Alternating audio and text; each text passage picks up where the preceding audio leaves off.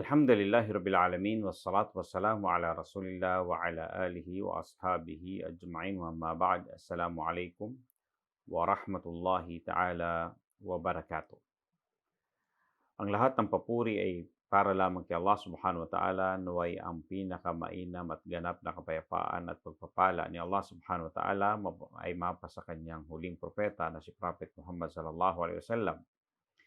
Mga kapatid sa pananampalatayang Islam, ang paksa po natin ay may kinalaman pa rin sa tinatalakay natin na ang mga dakilang katangian ni Prophet Muhammad sallallahu alaihi wasallam. Sa puntong ito, tatalakayin po natin ang kabanata tungkol sa kinaa o belo ng sugo ni Allah sallallahu alaihi wasallam. Ang tinatawag na kinaa o kaya naman ay kung saan takannu, ito po yung bahagyang tela o telang ibinabalot sa ulo at kung saan inulat ni Aisha radhiyallahu ta'ala anha na si Prophet Muhammad sallallahu alaihi wasallam ay minsan lumabas na nakabalot ang kanyang ulo dahil sa paglalagay niya ng mga tinatawag na pabango sa ulo. Okay? So para hindi tumulo sa ibang bahagi ng katawan, sabi ng mga scholar, naglalagay siya, no, nagpupulupot sa kanyang ulo para hindi tumulo yung mga langis na nilalagay niyang bilang sa kanyang ulo. Okay? O minsan yung tinatawag na pagkukulay ni Prophet Muhammad sallallahu alaihi wasallam, kailangan niya itong proteksyonan sa mga gilid para hindi tumulo, lalo na kapag bago, no, hindi tumulo sa kanyang mga damit. Okay? So yan po ay naiulat. Sabi ng mga scholar, hindi naman po ang pagbabalot na yan sa ulo ay hindi natin masabing laging ginagawa ni Prophet Muhammad sallallahu alaihi wasallam. May mga ibang pantas na nagsabi na ito ay ginawa lamang ng propeta, yung belong ito na pinulupot niya sa kanyang ulo dahil doon sa tinatawag na pangangailangan. Okay? At ito ay sa ibabaw pa ito ng tinatawag na imama. Okay, doon sa turban.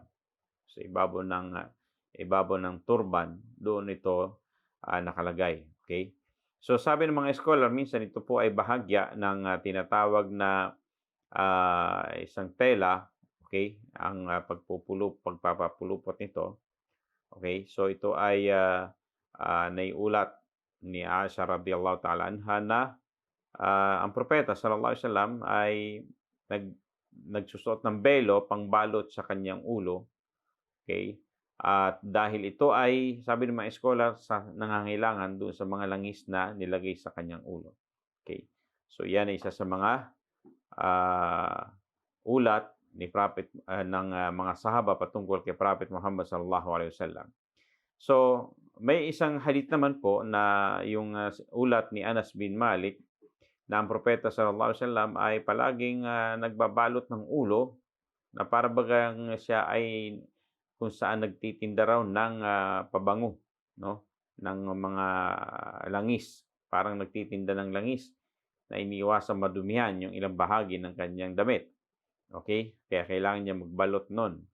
So sabi ng mga scholar, ito po ay walang mahinang pananaw dahil ginawa lamang ito ni Prophet Muhammad sallallahu alaihi wasallam yung time na yon dahil dun sa pangangailangan na balutin niya ang kanyang ulo, at ito po ay iba pa doon sa turban.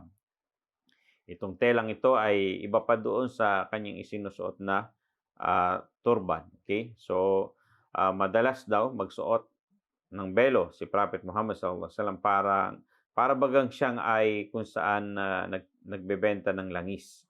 Okay? Yun ay sinabi ng mga ibang pantas na ito raw ay daif, mahinang pananaw dahil sa kung saan yun nga po ang propeta sallallahu alaihi wasallam ay naisuot lamang niya yung sa oras na yon dahil sa kanyang pangangailangan na iniwasan niyang may tumulong langis, no, sa kanyang damit dahil doon sa nilagay niya sa kanyang ulo. Okay? So yan po ang kung saan naulat sa patungkol sa belong naiulat ng mga sahaba kay patungkol kay Prophet Muhammad sallallahu alaihi wasallam. So hanggang dito na lamang. Wa akhir da'wana anil hamdalillahi rabbil alamin. Wassalamualaikum warahmatullahi wabarakatuh.